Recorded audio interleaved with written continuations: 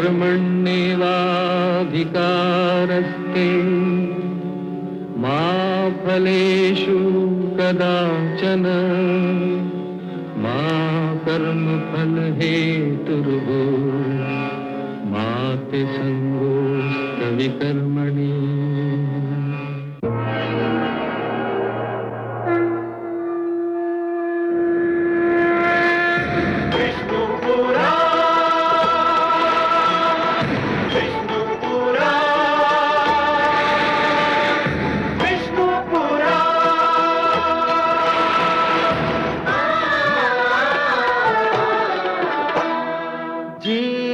ज्ञान ब्रह्म ज्ञान अथ श्री विष्णु पुराण ओम की कथा महान जय श्री विष्णु पुराण विष्णु पुराण विष्णु पुराण विष्णु पुराण। मैं माँ हूँ, धरती माँ। भावुकता अक्सर सच्चाइयों से आंखें चुराती है। लोग अक्सर ये सोचते हैं कि भावुकता की लहर में कोई भी बह सकता है, किसी को भी बहाया जा सकता है। भरत समझ रहे हैं कि उनकी भावुकता श्री राम को अपनी लहर में बहा ले जाएगी, परंतु मैं जानती हूँ वे सत्य, मर्यादा और वचनबद्धता के आदर्श हैं। कोई भावुकता उन्हें अपने मार्ग से हटा नहीं सकती। पिता की मृत्यु के दुखद समाचार ने उन्हें शोकातुर अवश्य किया है, पर होगा वही जिसका निर्णय करके उन्होंने अयोध्या, सिंहासन और राजभवन छोड़ा था। भ्राताश्री, भारत राम राम जय श्री राम राम राम जय श्री राम राम राम मोरे राम राम राम। मुझे अयोध्या का समाचार सुनाओ भरत। कैसी है मेरी अयोध्या? विदा के समय पिताश्री अत्यंत अस्वस्थ लग रहे थे। कैसे हैं वो?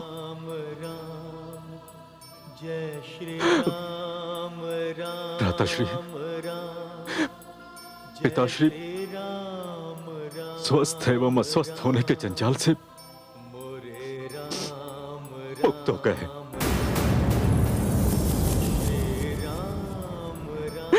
हाँ भ्राताश्री, आपने अयोध्या छोड़ी एवं पिताश्री ने संसार छोड़ दिया।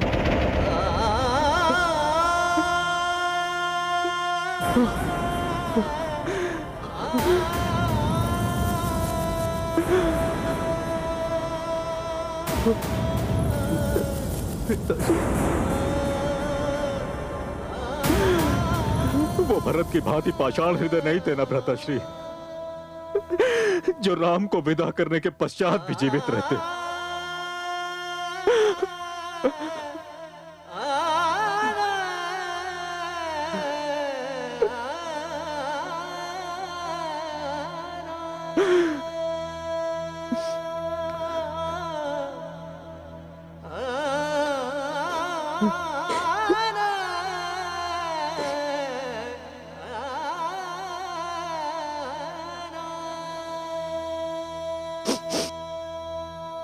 मेरे वियोग ने मेरे पिता के प्राण ले लिए।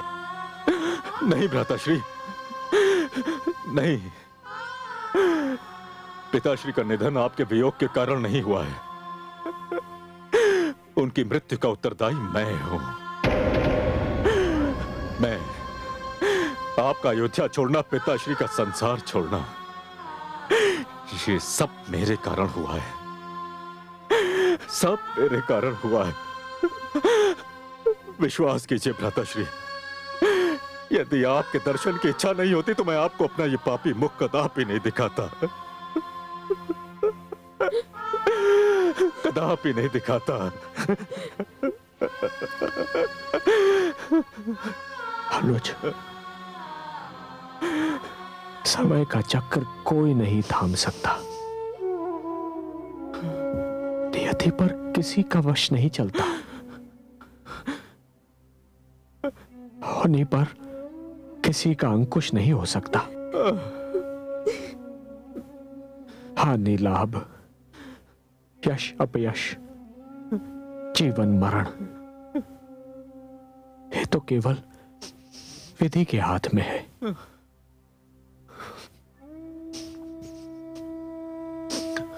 जो होना था वो तो होना ही था। जो होने जा रहा है वो भी होकर ही रहेगा।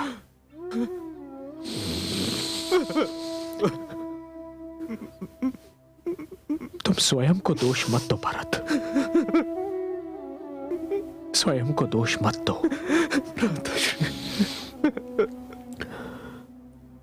भ्राताश्री, स्वयं को दोष मत दो।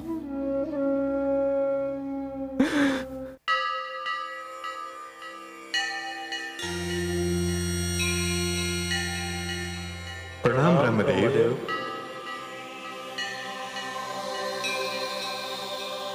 हे ब्रह्मदेव, हम आपकी शरण में आए हैं। हे प्रजापति, धरती पर जिस प्रकार राम भरत मिलाप हो रहा है, उससे देवताओं में भय और असंतोष की लहर दौड़ गई है। देवता धरती पर मानवों के मिलाप से भयभीत हो जाएं, क्या यह अद्भुत नहीं है? हे देवराज, यह मिलाप तो पारिवारिक संबंधों की चरम सीमा दिखा रहा है। बता रहा है कि परिवार के सदस्यों में कैसा प्रेम होना चाहिए, कैसी एकता होनी चाहिए। आज धरती पर राम और भरत के मिलाप ने जो दृश्य दिखाया है, मानव जाति उसे युगों युगों तक अपने हृदय से लगा के रखेगी। हमारे भय का कारण यह है कि यदि इस मिलाप के पश्चात भरत ने राम को अयोध्या लौटने के लिए तैयार कर लिया तो क्या होगा? देवताओं और मानवों को समान रूप से आतंकित करने वाले अत्याचारी रावण का क्या होगा? प्रजापति, उस क्रूर अत्याचारी का सर्वनाश कौन करेगा? इंद्रदेव, विष्णु ने मानव रूप में जन्म लेकर जो निर्णय लिया है, उसके कारणों को आप भूल रहे हैं। रावण के सर्वनाश से पहले राम के रूप में मर्यादा पुरुषोत्तम बनकर धरती वासियों को मानवता, सभ्यता, धर्म पालन एवं संस्कृति रक्षा की परिभाषाएं बतानी थीं। और मर्यादा पुरुषोत्तम से यह अपेक्षा कि वो अपने मार्ग से डिग जाएंगे, व्यर्थ है। देखिए धरती पर क्या हो रहा है।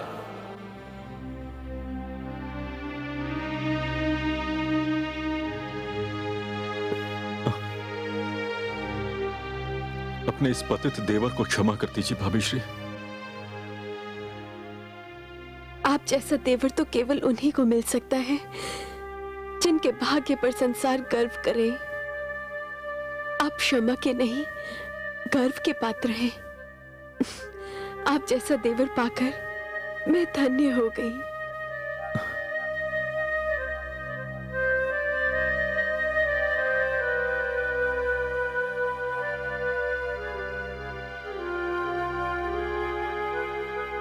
अनुज,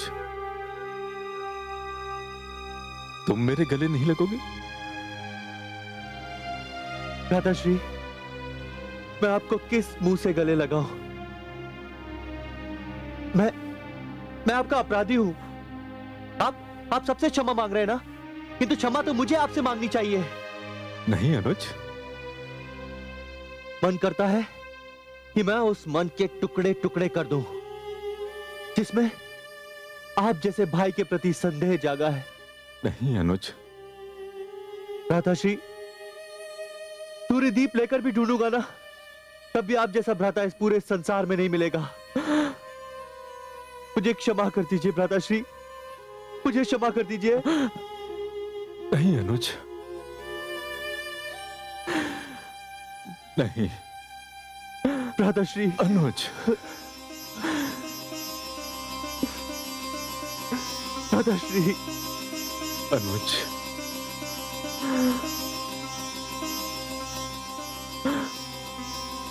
अनुज, तुम गले लग गए, सारे क्लेश दूर हो गए। शिष्य राम। गुरुदेव। गुरुदेव। आयुष्मान भव। तुम्हारी माताएं तुमसे मिलने के लिए व्याकुल हो रही हैं शिष्य। मेरी माताएं आई हैं? माता कैकेयी भी? हाँ।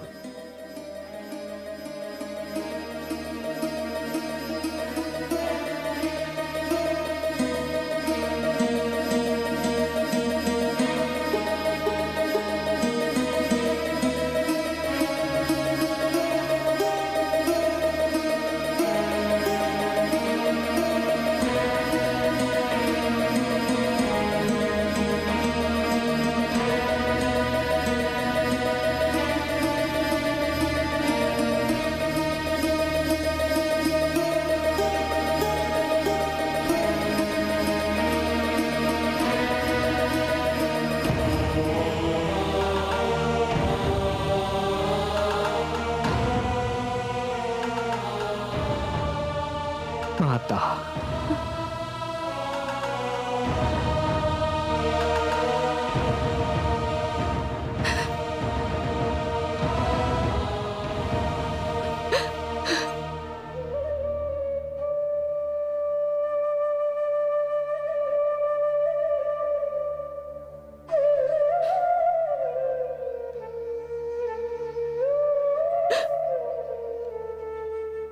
जो माता राम के हृदय में बसती है, रमती है,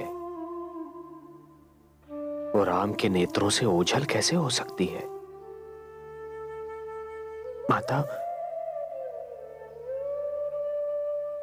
माता, क्या नदी लहर से मुख मोड़ सकती है? क्या दीपक प्रकाश से पीछा छुड़ा सकता है? जिस गोद में सिर रखकर जीवन का भेद जाना, उस गोद से मुझको वंचित न कीजिए माता। जिन चरणों को छूकर पूजा का अर्थ ज्ञात हुआ, उन्हें दूर न कीजिए माता। माता, मैं तो सर्वप्रथम आपका पुत्र हूं और तत्पश्चात माता कौशल्या का। नहीं, नहीं पुत्र, नहीं। तुमने जिन सुंदर शब्दों का उपयोग किया, मैं उनके योग्य नहीं हूं। मैं तो वो पापन हूं जिसने अपने पुत्र से उसके अधिकार छीन लिए, जिसने अपने पति से उनका जीवन छीन लिया। मैंने तो अपने ही हाथों से अपने मांग के सिंदूर को पोंछकर उसमें राख भर दी। मैं ही तो रघुकुल के दुखों का कारण हूं। मैं ही तो सारे विनाश की जड़ हूं। नहीं माता, माता आप तो वो सुंदर वृक्ष हैं जिस पर भरत जैसा सुंदर सा पुष्प खिला है, जिसने राम को ममता की छाया दी है। नहीं पुत्र, नहीं। मैं ही जानती हूं मैंने कितना अनर्थ किया है।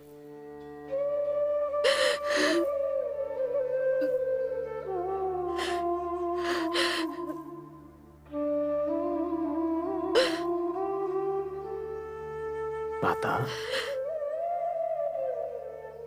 नियति के दोष को स्वयं का दोष मत समझिए। आपने जो किया वो नियति ने आपसे करवाया।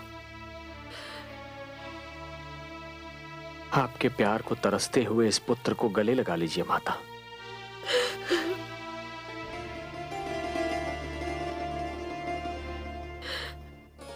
कैकेयी, अपने पुत्र को गले लगा लो। पुत्र, माता, पुत्र राम, माता, मेरे लाल, माता, मेरे राम, माता, मेरे लाल, माता,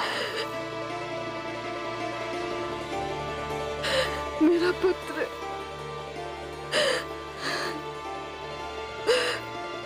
पुत्र, मेरे लाल। मैं जानती थी कोई और मुझे क्षमा करे न करे, मेरा पुत्र मुझे अवश्य क्षमा करेगा। हाँ माता, मैं जानती थी। मैं भी कितनी स्वार्थी हूँ, तुम्हें देखते ही भूल गई कि कौशल्या दीदी और सुमित्रा दीदी भी तुम्हें गले लगाने के लिए कितनी व्याकुल हैं।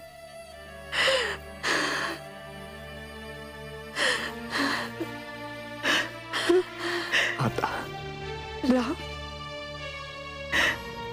पुत्र राम,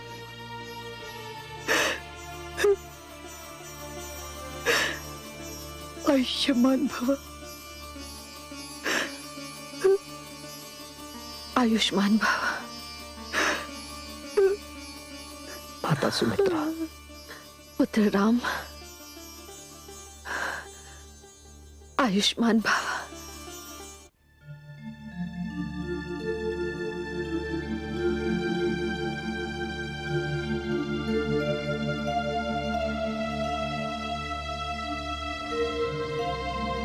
आयुष्मान भव।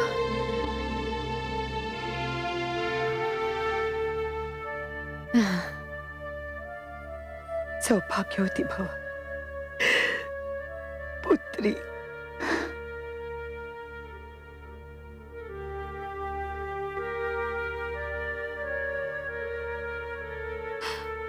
नहीं पुत्री, नहीं। पुत्र राम ने तो मुझे क्षमा कर दिया, किंतु जब तक तू मुझे क्षमा नहीं करेगी तब तक नहीं। मातेश्री, मैं आर्यपुत्र के चरणों की सौगंध खा के कहती हूँ कि मेरे हृदय में आपका जो पहले स्थान था अब भी वही है। मर्यादा पुरुषोत्तम, मुझे आप रघुवंशियों पर गर्व है।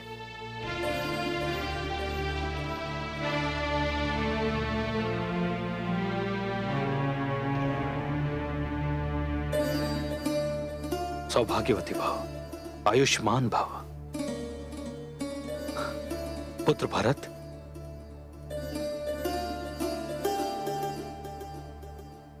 पुत्र भरत, जब तक मैं तुमसे क्षमा नहीं मांग लेता मुझे शांति नहीं मिलेगी।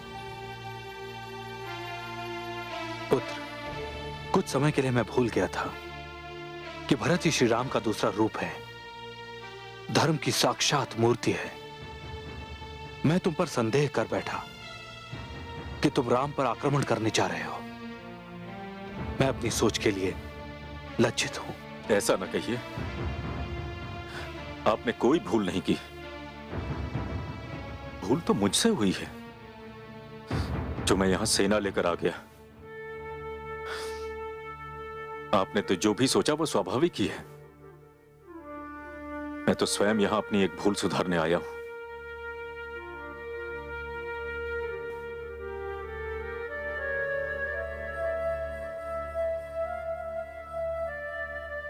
भ्राताश्री, मैं आपसे एक विनती करना चाहता हूं। क्या भरत? भ्राताश्री, हम सब की भांति अयोध्या का कण कण आपके दर्शनों का प्यासा है। अयोध्या का राज सिंहासन आपकी प्रतीक्षा कर रहा है। आप अयोध्या लौट चलिए। अयोध्या लौट चलूं? हाँ। और पिताश्री का वचन? वो अवश्य पूरा होगा। आपके स्थान पर वनवास मैं काटूंगा। भ्राताश्री, दोषी तो मैं हूं, तो प्रायश्चित भी मैं ही करूंगा। पुत्र भरत सत्य कहता है। मेरे पाप का आधा बोझ तो तभी उतरेगा जब मेरा राम अयोध्या के राज सिंहासन पर विराजमान होगा और शेषाधा जब पुत्र भरत वनवास काटेगा। नहीं माता, नहीं। पिता का वचन, ऐसा वचन जिसके कारण स्वयं उन्होंने अपने प्राण त्याग दिए, ऐसा वचन कोई माला नहीं होता जिसे मैं स्वयं अपने गले से निकालकर अनुज भरत के गले में पहना दूं। नहीं माता, यदि मैं अपने पिता के वचन से विमुख हो गया माता, तो संसार से वचन का सम्मान समाप्त हो जाएगा। फिर वचन कोई धर्म नहीं, एक ऐसा खिलौना बन जाएगा जिसके टूटने का किसी को दुख नहीं होता। नहीं भरत, अयोध्या के सिंहासन पर बैठना तुम्हारे लिए और वनवास को जाना मेरे लिए भाग्य का लेख है। मैं तुमसे पूछता हूं अनुज, क्या मैं पिताश्री के वचन को झूठा हो जाने दूं? जय श्री राम राम राम, जय श्री राम राम। आपने तो मुझे धर्म संकट में डाल दिया। धर्म कहता है कि पिता का आदेश पूरा होना चाहिए, किंतु न्याय कहता है कि अयोध्या के राज सिंहासन पर आपको विराजमान होना चाहिए। भरत, जो न्याय धर्म पर आधारित ना हो वो न्याय नहीं होता। इसलिए तुम अयोध्या चलने के अतिरिक्त और जो कुछ कहो वो मुझे स्वीकार है। तो भ्राताश्री, यदि मैं आपसे कुछ मांगूं तो आप अस्वीकार तो नहीं करेंगे? मांग कर तो देखो अनुज। तो भ्राताश्री, इस भरत को अपनी चरण पादुकाएं दे दीजिए। चरण पादुकाएं? हाँ। क्यों भरत? भ्राताश्री, अयोध्या के राज सिंहासन पर आपकी चरण पादुकाएं विराजमान रहेंगी।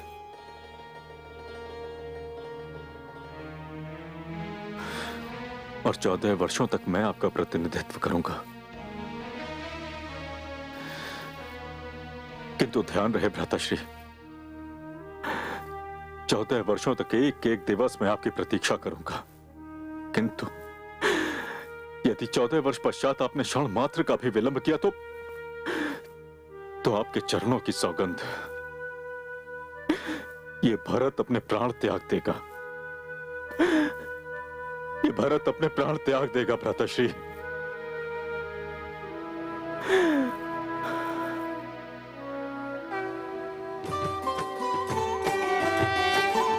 चरण पादुका रघुवर दीनी, भरत सप्रेम माथ धर लेनी, भरत सप्रेम माथ धर लेनी।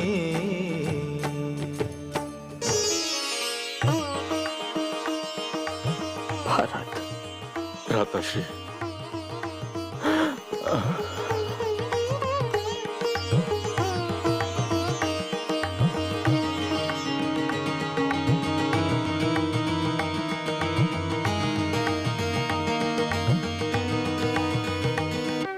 देखिए देवी, इस क्षण को देखिए। यह क्षण नहीं है, इतिहास है। धरती पर जिन्होंने भ्रातृ प्रेम के इस दृश्य को देखा है वो पुकार उठे कि ईश्वर ने उन्हें नेत्र इसी सुंदर दृश्य को देखने के लिए दिए हैं। एक पीढ़ी दूसरी पीढ़ी को इस दृश्य की कथा सुनाएगी। राम भरत मिलाप मानव संस्कृति का आदर्श बनेगा। सत्य कहा देवाधिदेव, मैं भी यह दृश्य देखकर अपने अश्रु न रोक सकी। कितने महान हैं केकई नंदन, जिन्हें ना तो राज का प्रलोभन है न सत्ता की इच्छा। उनके लिए उनका भाई ही उनके जीवन का आधार है। धन्य है वो भाई जो भ्रातृ प्रेम के लिए सत्ता को पाकर भी सत्ता को छोड़ने के लिए तैयार हो गया। भ्रातृ प्रेम का चरम बिंदु तो देखिए, भरत कितनी धूमधाम से राम की चरण पादुकाओं का राज्याभिषेक कर रहे हैं। समस्त अयोध्या उत्सव में डूबी हुई। ओम स्वस्ति न इंद्रो वृद्धश्रवाः, स्वस्ति नः पूषा विश्ववेदाः, स्वस्ति नस्तार्क्ष्यो अरिष्टनेमि, स्वस्ति नो बृहस्पतिर्दधातु। वक्रतुंड महाकायः सूर्यकोटि समप्रभं निर्विघ्नं कुरु मे देव सर्वकार्येषु सर्वदा प्रणम्य शिरसा दैवं गौरीपुत्रं विनायकं भक्तावासं स्मरे नित्यम् आयुः कामार्थसिद्धये प्रथमं वक्रतुण्डं च एकदन्तं द्वितीयकं तृतीयं कृष्णपिङ्गाक्षं गजवक्त्रं चतुर्थकं लम्बोदरं पंचमं च षष्ठं विकटमेव च सप्तमं विघ्नराजं च धूम्रवर्णं तथाष्टमं नवमं भालचन्द्रं च दशमं तु विनायकम् एकादशं गणपतिं द्वादशं तु गजाननम् ॐ श्री गणेशाय नमः। स्वस्ति अस्तु कल्याणमस्तु।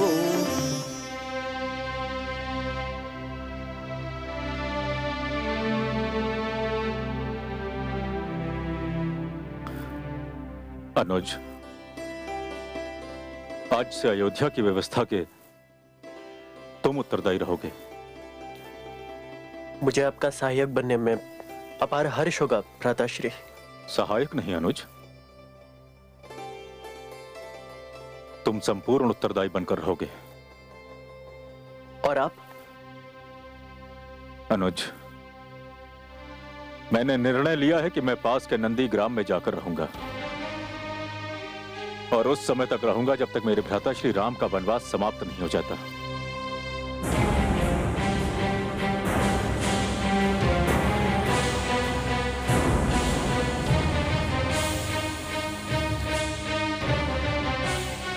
राज्यसभा स्थगित करने की घोषणा की जाती है।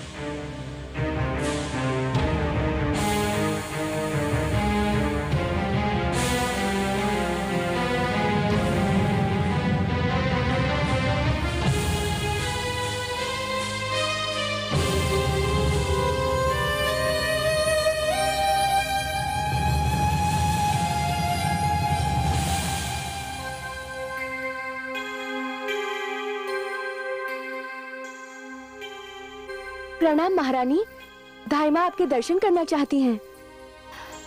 मेरे दर्शन? जाकर पूछो उससे कि कैकेयी के सर्वनाश में क्या और कुछ शेष रह गया है। आज उसी के कारण पुत्र राम, पुत्र वधु सीता, पुत्र लक्ष्मण वन वन भटक रहे हैं।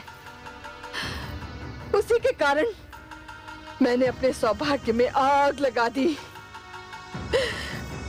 आज उसी के कारण मैं इस वैधव्य की अग्नि में जल रही हूं। मैं नहीं जानती यदि वो मेरे समक्ष आई तो मैं उसके साथ क्या व्यवहार करूंगी। जाओ कह दो उससे कि चली जाए यहां से और फिर अपना मुख मुझे कभी न दिखाए।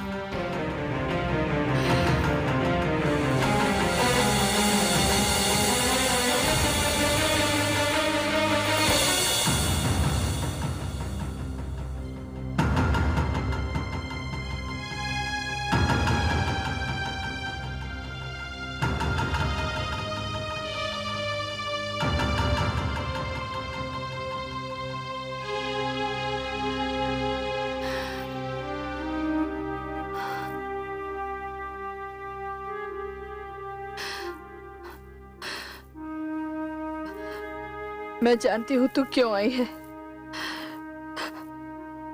है तो अपनी दीदी सीता की बहन ही ना। तू भरत के साथ नंदी ग्राम जाने की अनुमति लेने आई है मुझसे। हाँ माताश्री, मैं इसी क्षण से भयभीत थी।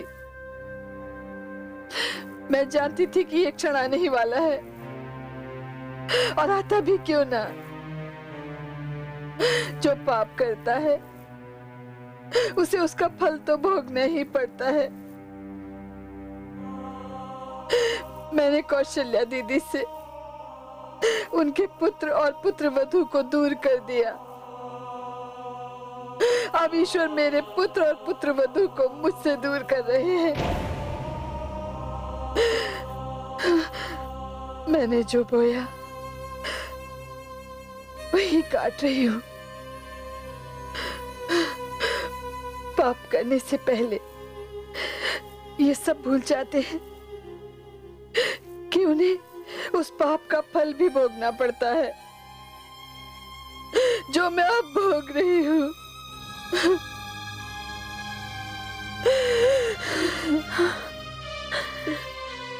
मैं जानती हूँ माताश्री, आप मेरे जाने के कारण से बहुत दुखी हैं, किंतु दुख, कष्ट, पश्चाताप, प्रायश्चित, अब तो ये मेरे जीवन के अंश बनकर रह गए हैं। मैं तो तुम्हें रोक भी नहीं सकती। मैं तो अधिकार भी खो चुकी हूँ, वो अधिकार भी खो चुकी हूँ।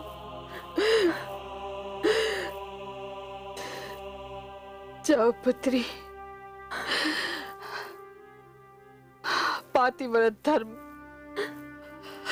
और जनकपुरी की परंपरा का निर्वाह करो। जाओ जाओ जाओ।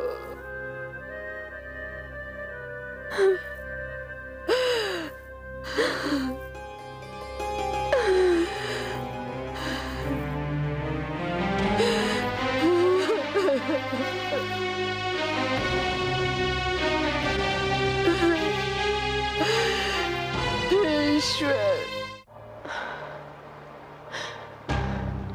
मैं शून्य और शून्य को जोड़कर एक बनाने चली थी, किंतु उत्तर शून्य का शून्य रहा। जिन्हें मैंने तोड़ना चाहा वो जुड़ गए। कदाचित मैं समय से पूर्व आ गई, किंतु मेरा समय अवश्य आएगा। मेरा लक्ष्य नहीं चूकेगा। स्त्रियां तब मेरा सम्मान करेंगी, तब आज की भांति एक परिवार नहीं होगा। जितने भाई होंगे उतने परिवार होंगे। मैं आऊंगी, तब आऊंगी। आज मेरा कार्यकाल समाप्त हुआ। हे काल, अब तेरा कार्य है। मुझे समाप्त कर, मुझे समाप्त कर, मुझे समाप्त कर।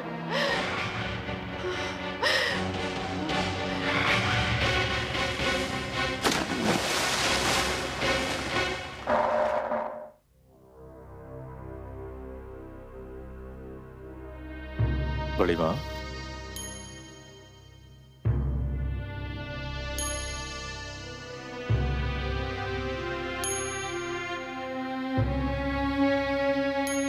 आयुष्मान भव, आयुष्मान भव। माता, अब हमें विदा कीजिए। मैं तुम्हें कैसे विदा करूं पुत्र? मेरा पुत्र राम आंखों से दूर हो गया तो मैं सोचती थी तुम्हें देखकर जी लूंगी,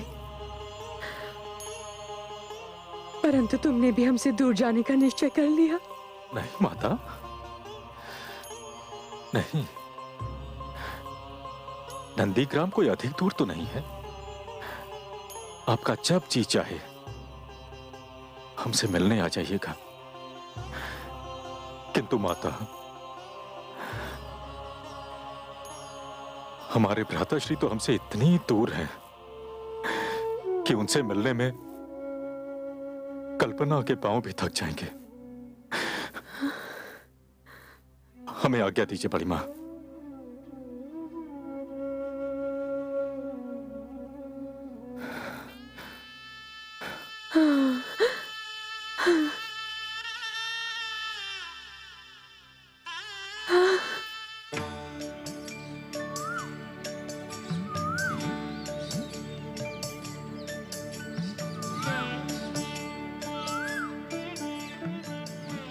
वो देखिए देवी, दूर किसी ऋषि का आश्रम दिखाई दे रहा है।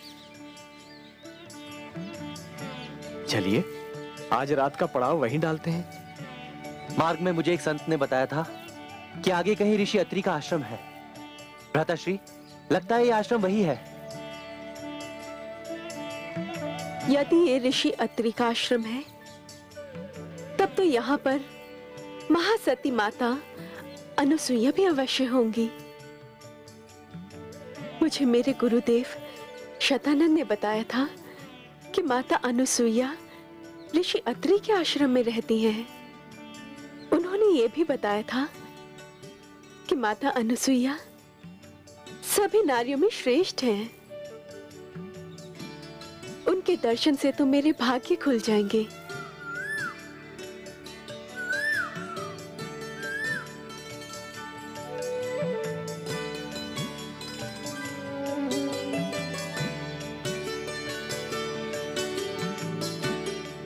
आइए देवी।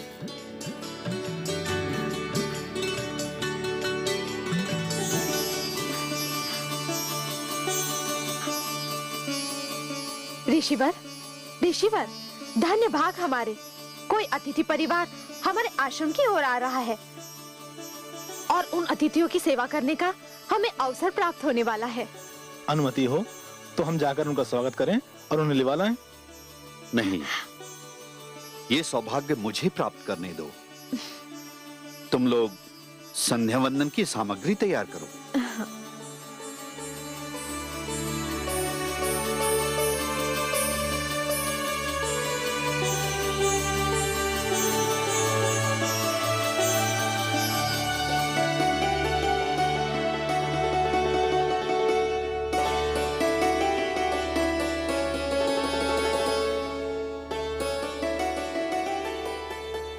सूर्यास्त के समय भी माथे पर इतना तेज लेकर जो महात्मा अपनी ओर आ रहे हैं, वो अवश्य ऋषि अत्रि ही होंगे।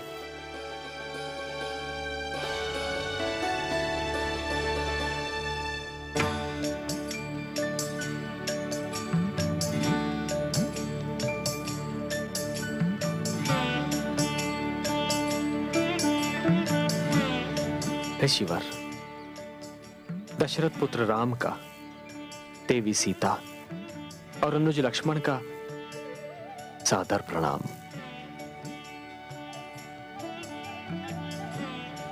यशस्वी भव। आज मैं अपने भाग्य पर जितना भी गर्व करूं कम है। आप जैसे अतिथिगण आज इस आश्रम की शोभा बढ़ा रहे हैं। हे राम, ऋषि की आपसे एक विनती है। आप आज रात्रि इसी आश्रम में विश्राम करें। माता अनुसुईया कहाँ पे हैं? देवी, उन्होंने ही आपके आगमन की सूचना दी थी। आइए।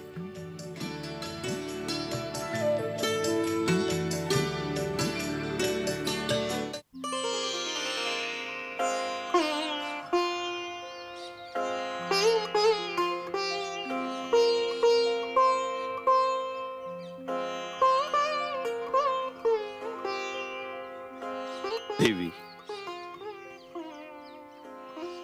हमारे बड़े भाग्य हैं।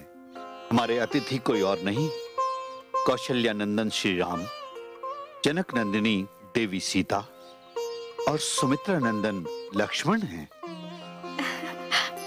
श्री राम, पुत्री जानकी, पुत्र लक्ष्मण, स्वागत है आपका। नहीं कौशल्यानंदन, नहीं। अहल्या का उद्धार करने वाले श्री राम के चरण तो मुझे स्पर्श करने चाहिए। क्यों माता? आप मुझसे बड़ी हैं और बड़ों के चरण स्पर्श करना छोटों के लिए सौभाग्य का विषय होता है।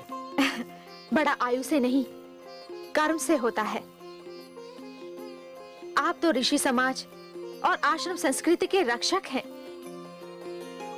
भला आपसे बड़ा और कौन हो सकता है? अखंड सौभाग्यवती भव, यशस्वी भव। देवी, कोई जाने ना जाने, किंतु मैं जानता हूं श्री राम का वनवास ऋषि समाज के कल्याण का कारण बनेगा। शिष्यों, जाओ अतिथियों के भोजन और विश्राम की व्यवस्था करो। जो आज्ञा गुरुदेव। ऋषिवर, आपको मेरे लिए सोने की व्यवस्था करने की आवश्यकता नहीं है, क्योंकि मैंने संकल्प लिया है कि जब तक मेरे भ्राता श्री राम का वनवास पूर्ण नहीं हो जाता, मैं एक रात्रि भी नहीं सोऊंगा। तुम धन्य हो सुमित्रा नंदन, तुम धन्य हो। ऐसा भाई केवल श्री राम का ही हो सकता है। चलो पुत्री।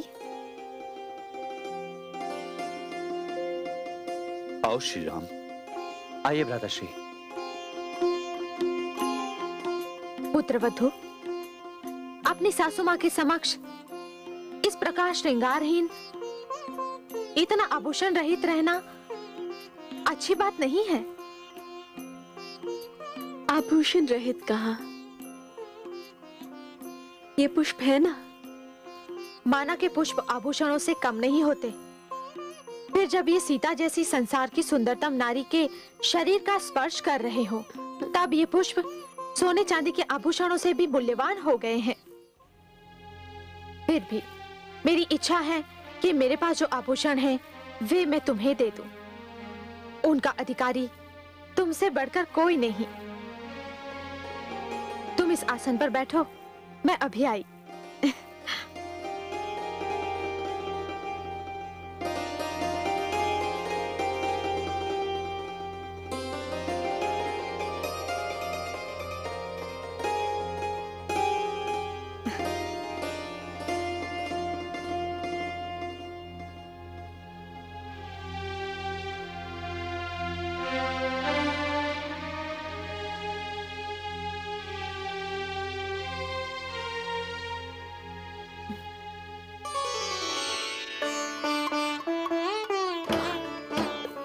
दिव्य आभूषण, इन पर तो दृष्टि ठहरना बहुत कठिन है।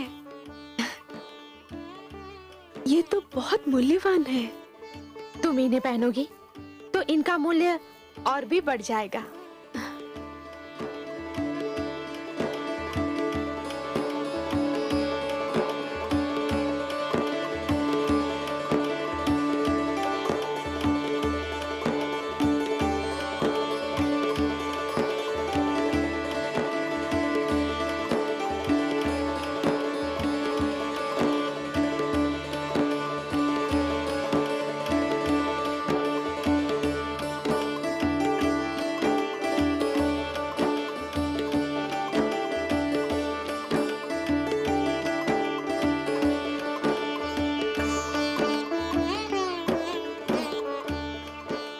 देवी, आप पातिव्रत धर्म की चरण सीमा है। कहते हैं पातिव्रत धर्म आपसे आगे जा ही नहीं सकता। मुझे बताइए, पातिव्रत धर्म क्या होता है? जो स्वयं सिर से पांव तक पातिव्रत धर्म की मूर्ति है, वो मुझसे पूछ रही है कि पातिव्रत धर्म क्या है? जो स्वयं पातिव्रत धर्म की संपूर्ण परिभाषा है, वो मुझसे पातिव्रत धर्म की परिभाषा जानना चाहती है। देवी, पातिव्रत धर्म वही होता है तुम जिसका पालन कर रही हो। मैं तो केवल अपने स्वामी का साथ दे रही हूँ। पातिव्रत धर्म और क्या होता है? कहा जाता है कि धीरज, धर्म, मित्र और स्त्री की परीक्षा संकट के समय ही होती है। जो नारी संकट में भी अपने पति का साथ नहीं छोड़ती, वही पतिव्रता नारी होती है। क्योंकि यूं तो नारी के लिए पिता, भ्राता और पुत्र सभी हितकारी होते हैं, किंतु इन सब की सीमा निर्धारित है। कोई इन सीमाओं को पार नहीं कर सकता।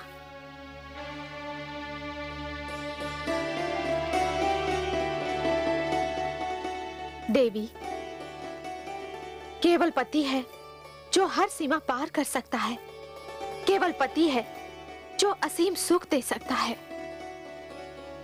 तुम तो पातिव्रत धर्म का आदर्श हो और श्री राम अपार सुख के। महादेवी, श्री राम आपकी प्रतीक्षा कर रहे हैं।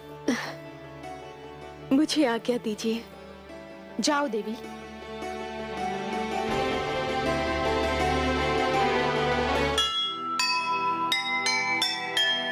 धन्य तुम्हारा रूप है, धन्य सती का प्यार, सीते तुझ में आ मिले प्यार और श्रृंगार,